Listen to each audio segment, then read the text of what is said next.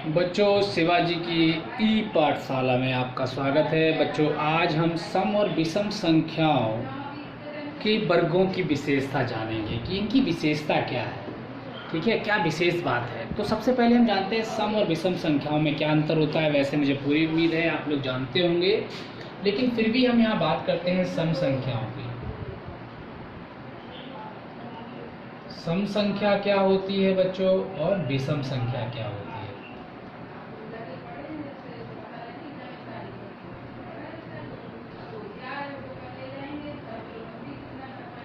ठीक है बच्चों, सम संख्या और विषम संख्या क्या है, इसको जानना है। सम संख्याएं क्या होती हैं बच्चों, जैसे कि हम उदाहरण लेते हैं। कुछ संख्याएं ऐसी हैं जो आपकी, जैसे मान लीजिए 2 है, 4 है, 6 है, 8 है, 10 है, 12 है और ऐसे। इसी प्रकार से यदि हम बात करें 1 की बच्चों, 3 की, 5 की, 7 की, 9 की, 11 की और आगे इसी तरह से। ठीक है, कहने का मतलब आप इनमें कुछ देख रहे होंगे अंतर। इसमें क्या है, और यदि मैं संख्याओं की बात करूं, प्राकृतिक संख्याओं की, तो 1 2 3 4 5 6 7 8 9 10 11 और अनंत तक। ठीक है, गिनतियां अनंत तक जाती हैं, कभी खत्म नहीं होती। तो आप देख रहे हैं ये यहाँ पर ये जो गिनतियां हम लोग लिखते हैं ये भी संख्याएं हैं, लेकिन इन्हीं को हमने विभाजन कर दिया सम और विषम। सम संख्याओं की क्या पहचान है और विषम संख्याओं की क्या पहचान है। देखिए, बहुत ही सिंपल सी पहचान है।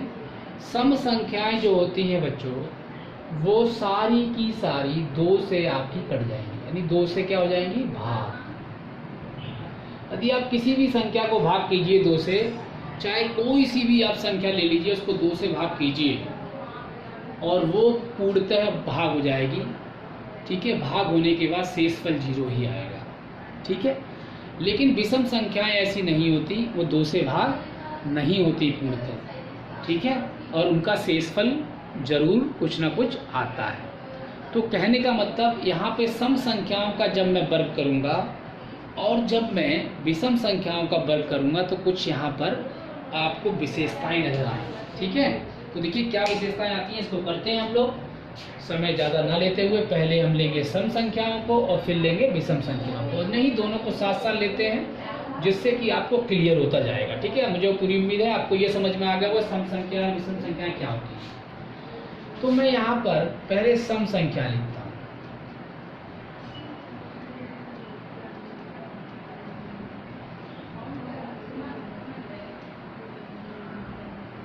और यहाँ पर दूसरी तरफ मैं बच्चों लिखता हूँ विषम संख्या।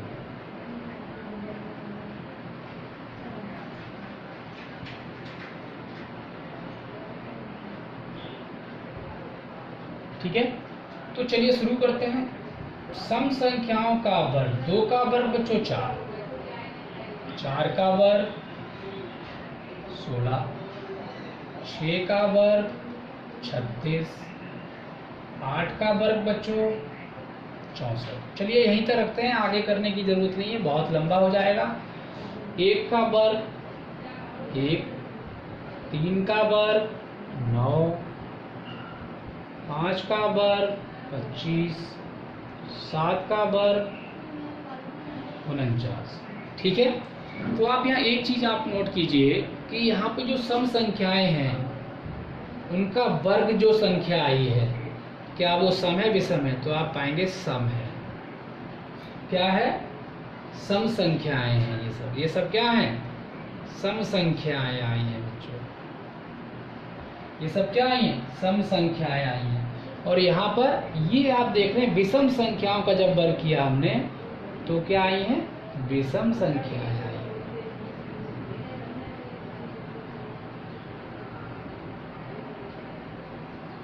ठीक है, यानी सम संख्याओं का वर्ग सम संख्या और विषम संख्याओं का वर्ग विषम संख्या होता है। ये हमने यहाँ पर एक बात सीखी और जानी।